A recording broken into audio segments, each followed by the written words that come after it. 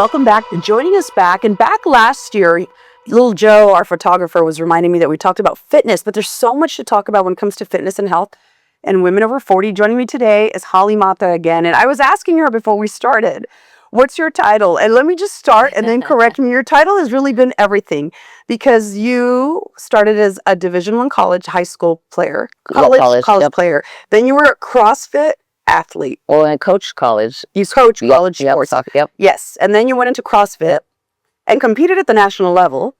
And then you started tennis just recreationally, but kicked everyone's ass. And now she is fitness competing in figure. So bodybuilding and figure. Yeah. So if you see the arms and all of that, she's getting ready for a competition in 6 weeks, right? 6 weeks, yes. So this is what they call like what, peak or Prep. They call it prep. Okay. The dreadful prep. The dreadful prep. But you're so disciplined and consistent. But what I wanted to talk about, because I feel it's all over the place. I see it online, I see it on social media, and certainly I see it in gyms and with people who work out. And I've tried them. Peptides. Peptides are everywhere right now. I feel like they've become more mainstream, more socially accepted. We now see them sold in doctors' offices. Tell me, for those who don't know, what's a peptide? And you're very familiar. That's why I wanted Holly to talk about it, because she's very much into fitness and health and knows and you were a pharmaceutical rep too. Yeah. Ironically, I worked for Eli Lilly and Novo Nordisk, which are the two main, basically the main pharmaceutical companies that are producing Mounjaro and semaglutide, compound inversions, semaglutide, tirzepatide, Mounjaro, Wegovy, all those things. I actually launched the very first GLP-1 that ever came out. And before that, it didn't have an indication for weight loss, but clearly people were losing weight and it worked. But they are peptides. So peptides are just amino acids that your own body produces. So they're not medications. That's what everyone confuses. Let's say that again. A peptide is not medicine. Say that again. Right. It's an amino acid. Yeah. So even according to the government and the FDA, anything that your body produces, they are not allowed to patent. So these are things that are naturally occurring in our bodies. So there's so much, gray area. And I think a lot of fear mongering pushed out, just really getting people to be scared of kind of taking over their taking control of their health and their, at the end of the day, like you take a lot of supplements, you choose to eat whatever foods you eat. That's right. A lot of these things and ingredients are approved by the FDA, but not necessarily good for you. So, now I think if you can look at it in the perspective of, I'm going to do what I think is good for myself and the safest way you can go about it. I mean, peptides are such a great avenue to help improve your health and longevity. And people need to understand there's different types of peptides. When you hear peptide, it's just the overall name for different types of peptides. But like you said, even like a GLP, most people don't believe that's even a peptide. That is a peptide. It is the GLP-1s are peptides. So yes, just like that. I mean, when it has been when the FDA approves that, I mean, now physicians are able to prescribe those now medications. So the ones that are made by those pharmaceutical companies that have FDA approval, which are very little peptides that have FDA approval, but the ones that like Wegovy and Mounjaro and Ozempic. So those are FDA approved peptides and providers can prescribe them. And so when we talk about peptides and when people use them, explain what they do, like the different kinds. I know we know the GLP-1, and those are the most popular. Yeah. But now there's one that's really popular. It's a GLP-3. Yep. And but it's sold, I don't want to say in the black market, but it's sold. Yeah, it is. It is. I know it sounds terrible, but it's okay. Yeah. So I mean, retatrutide is the new one that's out. It's in, I believe they finished phase 3 clinical trials. So when the government puts money into these trials to get approval for some sort of indication, they go through rigorous trials, and it's great because it provides a lot of clinical data. It provides a lot of safety as well. So right now it has not got the indication. They intend it should get the indication by the end of the year. But it is a GLP-3, so it works on 3 receptors, where the other GLPs either work on 1 or 2. And those are actual receptors in our gut. And so they help with metabolic improvement. A lot of people have metabolic dysfunction. They're either insulin resistant, they have all sorts of things. And so these GLPs, by losing weight, by improving that insulin sensitivity, because they actually say that the more insulin sensitive you are, the healthier you are, the longer you'll live. So that's how those improve. But there are so many. There's growth hormone peptides. There's mitochondrial peptides. That's There's right. so many different things. There's, they call them beauty peptides, but there's like regeneration, repair, injury. There's For so many inflammation. different. And we'll talk a little bit about the specific ones.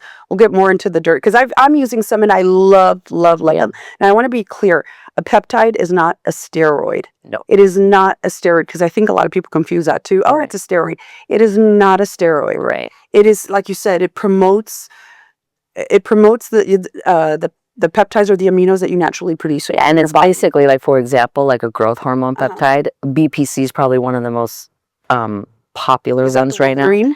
What BPC combined with TB500 is called Wolverine. Well, if you've heard it with athletes or anyone who competes, they use it for recovery. And it's been around for a very long time. There's been a ton of studies, even on humans in, Croatia, in Russia. There have been a lot of human data on it, and they are using it for repair and injury. But it's a growth hormone, so basically it's just signaling your body to produce and basically pulse out more growth hormone on its own. It's not synthetic. It's not bioidentical the way that you hear, in hormone replacement therapy, we have testosterone. You're putting bioidentical testosterone in. So these are things that are just basically signaling your body to produce its own or help produce more or pulse out more growth hormone, for example, for growth hormone. Same thing with mitochondrial health. It's just signaling your body, for NAD example, to produce more NAD that you already produce. So, generally speaking, they're very safe. Why do we use them? I think that's a question. And from my understanding is you hit 40 or 50 and your body kind of slows down. Just like you have that hormone drop, you also stop producing all these essential amino acids that we need. Yeah.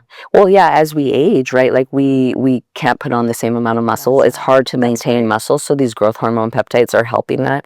Our mitochondrial health is also declining as we age. So, our cellular health, for example, there's an amazing peptide called epitalin, and it is proven in you can't quote me. I'm not sure 100% if it's on humans, but it is shown clinically to improve the length of your telomeres. So as we age, our telomeres shorten, and telomeres directly correlate with longevity. So people that have longer telomeres tend to live longer. So this particular peptide has data that shows it extends our telomeres. And so you can actually get telomere testing. So you could anecdotally do this yourself. You could, test how your telomeres. You can get on epitalin, take it. You take it for 10 days, only twice a year, and then you can go back and test and see if your telomeres have lengthened. So there's a lot of great peptides for almost everything. Yeah. Personal antidote. So the GLPs are the ones that people know the most, are familiar with. Right. And so I've been on a GLP-3 and it helps with inflammation. And what is the other one you were saying? The third, so for the GLP-3, it works on the glucagon receptor, which is different from the other two. And that basically is kind of increasing your metabolic rate. So how many calories you burn at rest. So it increases your metabolic rate. And that's very much different than the other two. But it does work on appetite suppression. It works on inflammation. Again, when you lose weight, when you get healthy, you improve liver function, you improve cholesterol, you improve blood pressure. All those things are happening because you're improving your metabolic functioning. And so they are very important. Probably the most important peptides, I truly believe. But they're great. And if you're finding them in a way that's safe and you're sourcing them in a safe way, you can microdose them. I was going to tell you my personal experience with it is that, I had a fatty liver last year and I was like, I don't drink alcohol. So how did that happen? And then I started using the GLP-3 and months, it's gone. Yeah. It's gone. I just did a blood test, gone. Right. Well, it does. Those GLPs work in your liver. So cholesterol is made in your liver. So that's why people see an improvement in cholesterol. My cholesterol's come down to blood pressure. Yeah, for sure. My blood pressure's always been low, but just an example, I compared it to last September before I used it, and so the other things that it helps. But now I'm a total believer in peptides. So women start going into perimenopause in her 40s, and then we go into menopause, and the weight gain, the muscle, the sleep, all those things. Let's talk about some of the hot flashes. They even say that the GLPs actually improve hot flashes. Yeah. So it's funny because the market, they say, for peptides is predominantly women. Yeah. And so it's because a lot of women are, I would imagine, if I had to guess, it is these menopausal women that are looking to improve their health, or like we talked about before with hormone replacement. Like if you're 45, 50 years old, like you don't have to feel 45 and 50 years old. You can do things that are going to make you feel younger. And the same way with peptides, if we can improve our whatever the purpose is that we're using it, if we can improve our own body's functioning, then it's just going to make us feel better. The ones that we don't have to feel miserable. There are things out there, the medical miracles that are existing. Right. Okay, so let's talk about one of the ones, or some of the ones that are your favorites that you recommend to women once you start getting these symptoms, the weight gain. And granted, you're not a doctor, you're not recommending anything. This isn't medical So, advice. no, yeah, this isn't medical advice, but that we've used. Personal experience. Personal experience. That's what we're talking about. And that and theoretically, theoretically, the mechanisms of how they work and how they potentially could improve your health. Well, 100% the GLPs are amazing. The GLP-3, right? Or the other ones, whatever. Right. Yeah. But I mean, whether you need to lose a lot of weight or if you want to microdose just to get the improvements in inflammation, that's right. In joint pain, they're showing a lot of studies with retatrutide specifically that for people with osteoarthritis, that it's or rheumatoid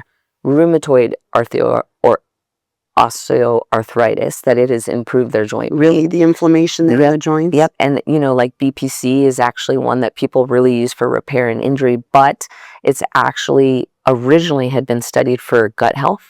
So we have BPC in our stomach, and it is something that they originally, centuries ago, that they were actually using for gut health, for ulcerative colitis, different types of gut problems. So it actually works really well for that as well. So you don't have to take the medicine, and you can use these natural things. And like coupled with exercise, a good diet. These are like, in my personal view, like peptides are no different than supplements. They're supplementing a good, healthy lifestyle. You need, people want to get on a GLP, and they talk a lot about the muscle, losing the muscle, and the not being able to preserve muscle. Yeah. But part of that problem is they're not going to the gym, they're not working out. So you can take a GLP and you can lose a lot of weight. It doesn't mean that that's healthy. But if you can incorporate a good diet and a good lifestyle, eating, protein, prioritizing that, overall, you will improve your health. Absolutely. Yeah, I want to preface this that no matter what you do, you can't just, okay, I do this peptide or supplement, and then I sit on the couch. Right. You still have, like what you just said, incorporate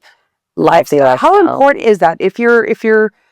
How important is that healthy lifestyle, eating and exercise, if you're going to be doing these things? 100%. It's probably the number one important thing. But the good thing about it is for people that have struggled with that and they get on these GLPs and they lose weight, it's motivating for them, and it helps them maybe build better habits of doing those things, because it's important. Not everyone, again, we talked before, they don't have a ton of time to go to the gym. A lot of people are single moms, they work 2 jobs, there's different things. But if they can go for walks later in the day, early in the morning, just incorporate a little bit more.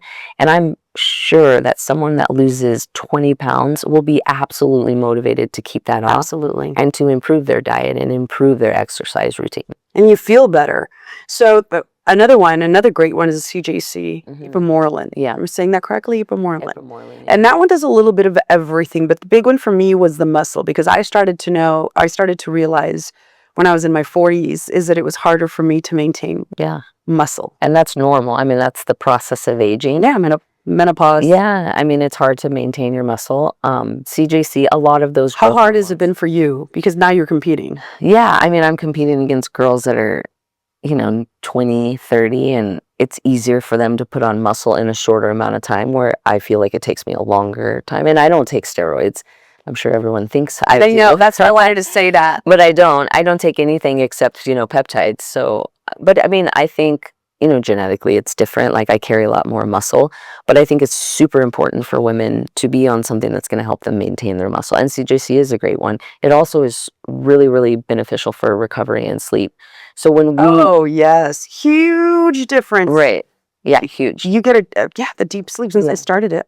Yeah, and there's a bunch of different growth hormones. There is one that's FDA approved, tesamorelin, and it was used, but its approval is, had been with patients with AIDS, and to help them maintain their muscle. So they use that a lot. They got an indication in that. So that is one that's been indicated. That's interesting. But it does help with visceral fat And all the growth hormones kind of work a little different. There's some that are analogs. There's some that are agonists. So some What's the work. difference? Explain that to me. So like CJC, it's one that's going to help your body pulse out more of the growth hormone that you already naturally pulse out. Usually when you're in like some sort of fast state, which is usually when we're sleeping.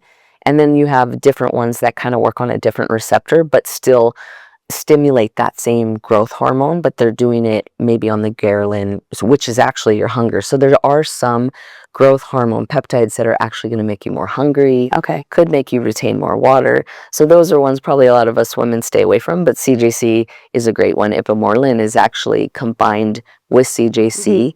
Ipamorelin alone is one of the ones that it works on that specific receptor that actually increases appetite. Oh, really? Yeah. But I mean, they're all great. Again, it depends. Like you might try, and it's different for everyone, right? Because there's not studies out there that really show that. But if you have experience and you feel like you've maintained your muscle with CJC, you get better sleep and recovery, then, it's working for you. Maybe I like, BPC for other reasons, and it's helped me maintain my muscle. But at this point, it's like the wild, wild west. You get to choose whatever you want that you think is best for you. You get to try it and experience it yourself and see like what works best for you. For those that have heard of them and are interested in trying, but they don't know where to go, what do you recommend as far as people getting information and, how to just be properly informed before you start and where to get your peptide? I mean, there's been an explosion of this, and we are learning about it through TikTok and through social media. And there's a lot of great people that you can follow. There's a lot of physicians that are very open and they're keeping up with like modern medicine. So, I suggest finding those people. There's a lot of great ones. There's a lot of people that are going to scare you into thinking that you have to get certain things from certain places. I mean, my personal belief is, if you can get it from somewhere that has tested those peptides, because that's really like what people are, people that are against you getting peptides online or wherever you shop for them, it's because they want to make sure that it's been tested and it's safe to put in your body. And I totally agree with that, but it doesn't mean that you can't buy it from somewhere and have proper testing on it. You can buy peptides yourself and send it off and get it tested yourself. If I wanted to send the peptides that I buy online and send them off to a lab to get tested, I believe that that's probably safer than the ones that are coming from a compounding pharmacy sometimes, because sometimes they're not even required to test their peptides. So we all are getting our peptides we're all getting our medications and our ingredients from China. And we're all very much in social media world is getting scared because everyone is talking about how it's coming from China, but everything comes from China. So whether it's coming from a U.S. registered facility, it doesn't mean that if you were to receive some peptides from China or a manufacturer that wasn't registered, but you chose to personally send them out and get them tested, well, then you're doing your due diligence on getting safe things and injecting things in your body that you believe are safe because you've done that. So I would suggest, finding those people that are having reliable testing, that you verify that testing. And then I follow the people that I feel provide the science behind it and, believe. I mean, again, it's not, I mean, it's theoretical, but it's not. I mean, there's animal studies. That's usually what they're all done, but that's how every medication starts. That's right. So it's not any different than the statins and the blood pressure medicine that have been out vaccine. I mean, it was FDA approved and turns out it wasn't safe. Right. And we found out during, and not that I'm going off in a different direction, but the 90% of our pharmaceuticals are made in China. More. Baby formula, our masks, medical equipment. So people need to understand it. When you hear that peptides are made in China, a lot of them are. All of them are, because they're not. Yes.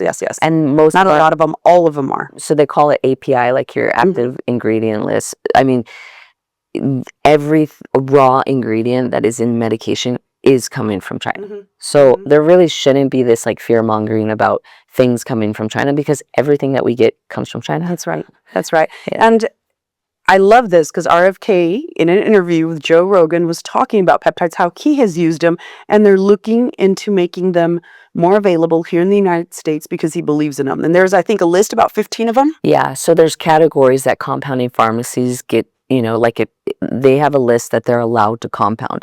So there's two different ways. When a medication goes into a shortage, they actually go to compounding pharmacies and ask them to start compounding these medications, and they're very specific to a patient. So tirzepatide, which is Mounjaro, that's right. tirzepatide is a compounded version of Mounjaro, but it's not FDA approved. Mounjaro is FDA approved. Tirzepatide, coming from a compounding pharmacy, is not FDA approved. I didn't know that. I just thought it was a generic version. So it is, costs much but less. it does not. It is not FDA approved. Neither is semaglutide, which is Ozempic. So they come from a compounding pharmacy, which has, listen, compounding pharmacies have to be sterile. They have to have certain, they're regulated by the FDA in the US, so that it's coming from a clean facility and there's no toxins and all these different things. It's important, but they're not FDA approved. So when people are like, these aren't FDA approved, like, nothing's FDA approved as far as peptides besides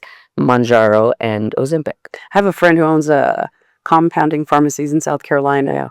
And so, I believe, I knew this, I think, at a high level, not that, the compounded version are not FDA approved. It's the brand name. Yep.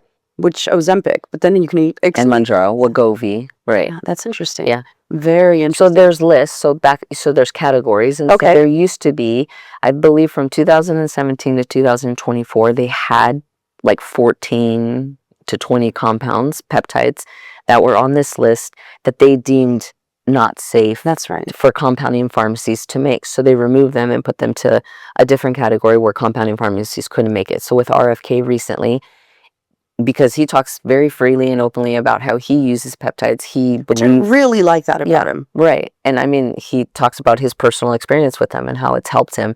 So he is moved to push a lot of those peptides back to the category that compounding pharmacies will be able to make them. And I believe they have a meeting in July to go through that about what they will be able to do. But there are, so I recently found out that there are compounding pharmacies that are selling these compounds, and they're getting it, so you'll have a physician that says, I only get from a compounding pharmacy. And what they're getting is still a Chinese manufacturer that's just registered with the US. So they're still getting it from a Chinese manufacturer. So if you have two manufacturers, one's US registered and one's not, you can get the same compound, and maybe one's better than the other, but without testing it, we don't know. Yeah. So the important parts of testing too, so you know what you're getting. Okay, let's talk about, we talked at a high level, the GLPs, everyone knows, losing weight, inflammation, but what are some of the other ones? Yeah, there's some really good mitochondrial ones. Let's talk about cellular health. So MOTS is a really good one. I'm on MOTS. Yeah, it basically replicates like what exercise does. They kind of call it like exercise in a bottle. That's kind of what it's been coined, but it works on like a cellular level as well, and it helps with like energy production and under stress. So like a lot of people I've been learning like to get in the sauna before taking or doing something that's stress in their body, because they believe it works better that way. But it is a mitochondrial which helps with weight loss. Yeah, NAD's obviously a great one for longevity, and also a mitochondrial one. And glutathione is great. It's an antioxidant. Yep. It's definitely a detox as well. Copper, GHK copper, is most people view it as like a beauty peptide. It increases like the synthesis of collagen and elasticin. So it really helps with like hair, nails, skin, but it actually helps with repairing wound as well, which is why it's very common to be used with BPC and TB500, because it helps repair as well. So there's so many. What are some of the other ones? Epitalin, again, I really think epitalin is one of the most underrated ones, because it probably has the most data as far as being working the way it should. Again, it is proven to extend telomeres. That one's a great one, and that one's really cool because you only take it twice a year. So you do 10 days, and then you do it 6 months later, and that's kind of all. So it's not something you're having to do every day. How do you administer them? It's funny because it's become part of like this peptide world we live in. Like no one's really afraid of needles. It's hard, and now it's almost like everyone is trying to make it harder to buy and purchase needles, insulin needles, or backwater, or things to do these things. I was in Florida, in Miami, and it was a county thing. They passed a law, no municipal thing. and I had my peptides, and I was going to run out of needles, and I went to try to buy some at Walgreens. You need a prescription. Yeah. And then I went to a medical device place that sold things, and no, they wouldn't. My pharmacist friend brought them for me. Yeah. But it's crazy. They're regulating the needles. And they're regulating the water, the bacterial static water that goes into that. And I mean, it's what created the black market was, the black market is basically what was caused by moving those peptides that once were being able to be compounded to unavailable essentially for everyone. So that's what created this black market. And within that black market, people are selling the backwater, people are selling those syringes, so you do need a license to buy that specific type of backwater. It's driven all of that up, isn't it? It's crazy. It's amazing. It's interesting, the demand, but it shows people are using them. And each peptide is used differently, or you're going to use it differently. Some you can use every day for the rest of your life or whatever. And like the GLPs are once a week. Once a week. There's some that are like 1 to 3 times a week. The Epithalin is just twice a year. There's a lot of different ones. Some that you do for 3 months, 5 days. I mean, there's different ones. Yeah, you cycle them in and out. But what's nice is that, we are now educating ourselves, and we're now taking control of our health. And even if it's pushing back towards the FDA or the government or whatever it is, or physicians, your physician, other physician, not to take away anything against them. It's just we are now taking control of our health and being in charge of our bodies, which I think is... Absolutely. We're aging better. And I feel as we continue to age better, it's hard to deny that, or keep trying to tell people things don't work when you're seeing the improvement. I've lived it. I mean, I used a stack. Let's talk about the stacks. Yeah. Tell me. Yeah. Clo is probably KPV is another actual awesome peptide. It's good for inflammation. It also is good for gut or immune problems. Again, people with any type of ulcerative colitis, irritable bowel, KPV is a really good one. And so they combine, they put KPV in with BPC TB500, which is called Wolverine. So when they combine it with the copper and the KPV and the Wolverine, they call it Clo. So that becomes a Clo stack. And then there's the Wolverine stack. And then there's a Glow stack. So it has the same things minus the KPV. They're now combining KPV and copper together.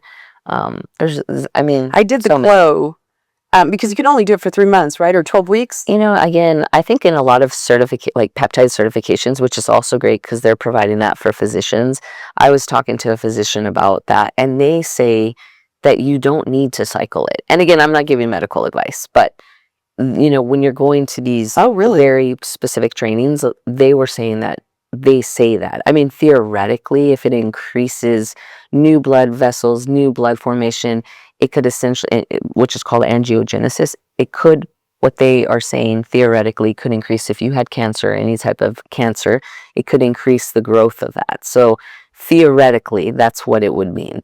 But again, there's not a ton of data that really is proving that either. Also, theoretically, it doesn't mean it does do that.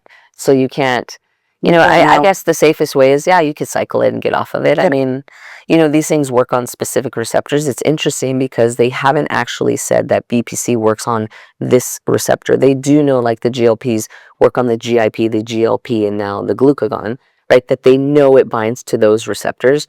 So many of these peptides don't actually have exactly what receptor they're working on. So theoretically, they could do that. Theoretically, they might not do that. So that's interesting, fascinating. Well, I can tell you exactly that. My lived experience with the Clo was amazing. First of all, your skin, the repair, the knees. I've had 3 knee surgeries and feel better. Nothing, like as if nothing. After a workout, they weren't sore. They didn't feel inflamed. And no one can take away your personal experience. My inflammation went down again from blood work, fatty liver.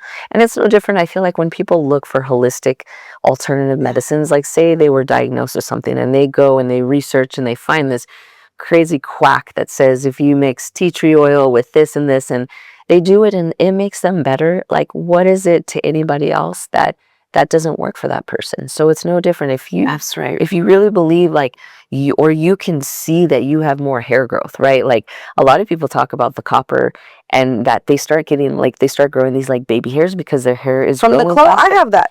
My hair was starting to fall out from menopause, and it's can you see it? I swear to you, it's growing back. But I mean, you see that, like, My hair, you can't my say nails, that doesn't sleeve, happen, no, right? no. I love peptides. Yeah. I'm a big believer in peptides. But before you start them, get as much as information. You Yeah. want to be well researched. That And way, you know, people say, do you need to be on blood, like, do you need to get blood work done? Like, obviously it's important to get your blood work done to see where you're at as far as your cholesterol, your blood pressure, all these different things, because for example, a GLP is going to lower your cholesterol. It is going to lower your blood pressure, because when you lose weight and you improve your metabolic function, that's right. it will. So if you're on a statin, or if you're on blood pressure medicine and you're taking something that's already reducing that, like, you might not need to be on the same dose. So it is important that you monitor those things, and you monitor that with your physician. Hopefully your physician is open to you telling them that you're on these different things, which some aren't. I've met with physicians who are old school. They're not well informed on the latest and this new science and what would you call it? New age medicine or health or Regenerative medicine. yeah, there is some integrative medicine. and they should be. Yeah. Where do you think the future, the market is going as far as peptides? Well, I don't think it's going to go away. I'm sure it's going to explode even more than it has. I want to say, I just heard that it's like $1 billion business this year. Really? Like, I don't know if I heard like $30 billion is what, but if the government, which I don't believe that they can actually patent, you know, like Eli Lilly's trying to patent retatrutide. So they're trying to change or say that one amino acid makes it not naturally occurring in your body. So they want to make that a biologic. And if they make that a biologic, that means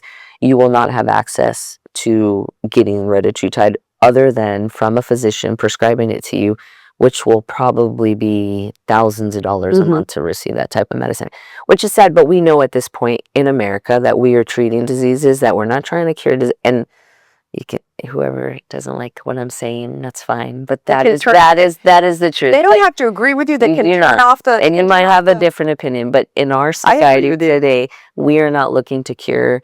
We're looking to treat. And unfortunately, these things are going to, I hope that the government won't ever do that, because it'll allow us to continue making ourselves healthy. And do you think it'll go in a way that we start seeing things or peptides that are, I mean, for different things? I mean, we see it for, like you said, the inflammation, the skin, but in different ways, new discoveries. I mean, there are new peptides even recently that are like coming out that haven't been talked about a lot or aren't as popular. So I think we're going to start to see more information on more peptides, because there's so many out there. So I think we're going to, again, through our own research and education, we're going to have to learn more about those things. But there are a lot that we haven't heard a lot about. And I think as time goes on, we're going to hear a lot more about them. So there's just going to be even more. There's so much in the fitness and the bodybuilders. The funny thing is, this is all, like, retatrutide has been. Do you find it's used a lot in the bodybuilding world community? I mean, just peptides in general have been in the bodybuilding community for so long. Like, they have been using it for, now that I've gotten into this, people have been using all these things for so long, and specifically in the bodybuilding community. So it's funny, because those are the type of people that are like, oh, now everyone is like learning about BPC. We've been using BPC for like crazy 30 years. Yeah. We were on vacation and I met this man who, he's older now, but he trains bodybuilders, and he used to compete. And he's the one who first told me about Wolverine. I had never heard it. I'm like, yeah, the Wolverine. And then when I knew, local providers, I'm like, I'm going to try it. Yeah. They've been doing that, because when they get hurt or injured, they've been using pro athletes do it. And there's a lot, there might be a lot more peptides that will become available more orally. BPC is one of the ones that you can use orally, because it can withstand like the gastric acids in your stomach, because it is found in your stomach. So that's one of the ones. There's a couple, but again, I'm all for people trying to take over their own health and improve their health and get healthier. And, the problem is you have to treat the chronic root problem of whatever it is that you're looking to improve, So if you are insulin resistant, you need to improve. Or inflamed. I've discovered a lot of you need to improve those things. Insulin resistance, inflammation. So it's fascinating. It's interesting. So much to talk about. Thank you, Holly, for joining me. We'll have you back again. Yes. Because There's so many different things we can talk yes, about. we could go in different directions. We can talk about just one peptide. But if anyone has any questions, don't hesitate to put it in the comments. And thank you for joining us. And we'll see you on the next one.